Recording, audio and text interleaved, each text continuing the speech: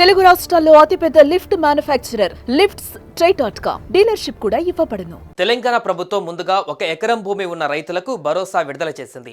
1.5 ఎకరాలు, 2 ఎకరాలు, 2.5 ఎకరాలు, 3 ఎకరాలు ఇలా అందరికీ జమ అవుతాయి. ఇందుకోసం ఈ కుబేర్ విధానాన్ని ప్రభుత్వం అమలు చేస్తోంది. ఎవరికైనా డబ్బులు అకౌంట్లో పడకపోతే టెన్షన్ పడవలసిన పని లేదు. వారం రోజుల్లో కూడా డబ్బులు రాకపోతే వారు పంటలు సాగు చేస్తే రైతు భరోసా పథకానికి అర్హత కలిగి ఉంటే దగ్గరలోని వ్యవసాయ శాఖ అధికారులను కలిసి విషయం చెప్పాలి. అధికారులు వారి భూమి వివరాలు, సాగు చేస్తున్న పంట, పట్టదారు పాసు పుస్తకాలు లాంటి వివరాలని తెలుసుకుంటారు. అక్కడ అంత కరెక్ట్గానే ఉంటే నెక్స్ట్ బ్యాంకుకి వెళ్ళి అడగాలి. బ్యాంకు వివరాలు సరిగ్గా ఉన్నాయో లేదో చూసుకోవాలి. IFSC కోడ్ సరిగ్గా ఇచ్చారో లేదో చూసుకోవాలి. బ్యాంక్ అకౌంట్ యాక్టివ్గా ఉందో లేదో కూడా చూడాలి. ఏవైనా సమస్యలు ఉంటే సరిచేసుకొని డాక్యుమెంట్స్ని AEOకి ఇవ్వాలి. ఇందుకు జనవరి నెలాఖరు వరకు టైం ఉంది. ఆ వివరాలని పరిశీలించి ఫిబ్రవరిలోపు డబ్బులు పడేలా చేస్తారు.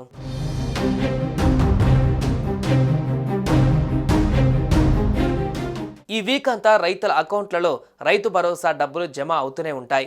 బ్యాంకు అధికారులు ఉదయం 10 నుంచి మధ్యాహ్నం 2 గంటల వరకు అకౌంట్లో రైతు భరోసా డబ్బులు వేసే పనిలో ఉంటారు. ఆ టైంలో అకౌంట్లలో డబ్బులు జమ చేస్తారు.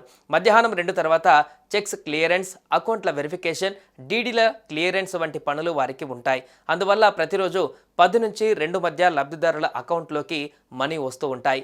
ఇక ఆ సమయంలో రైతుల మొబైళ్లకు మనీ జమ అయినట్లు చెప్పే మెసేజ్లు కూడా వస్తాయి. గత ప్రభుత్వం ఎకరాల వారీగా రైతు బంధు ఇచ్చేది. అంటే గ్రామంలో ముందుగా ఎక్కువ ఎకరాల పొలం ఉన్న వారికి రైతు బంధు మనీ వచ్చేది.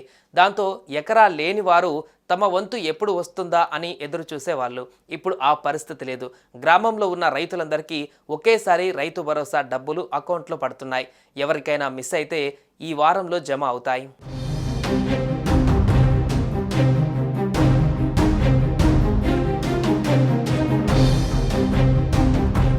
అర్హులైన రైతుల ఖాతాలలో రైతు భరోసా డబ్బులను జమ చేసే ప్రక్రియ కొనసాగుతుందని మంత్రి తుమ్మల నాగేశ్వరరావు తెలిపారు.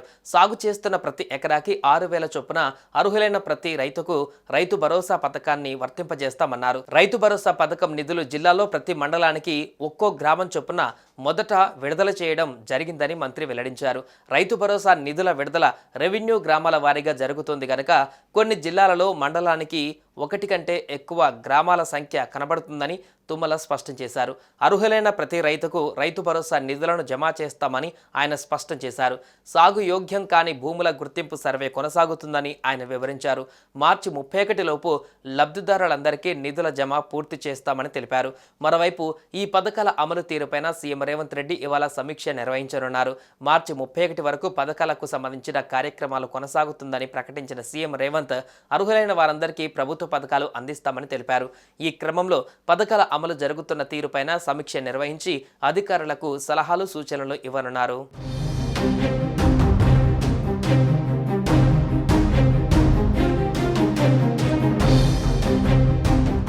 సుమన్ టీవీలో మీ పర్సనల్ అండ్ బిజినెస్ ప్రమోషన్స్ కోసం కింది నెంబర్కి కాంటాక్ట్ చేయండి.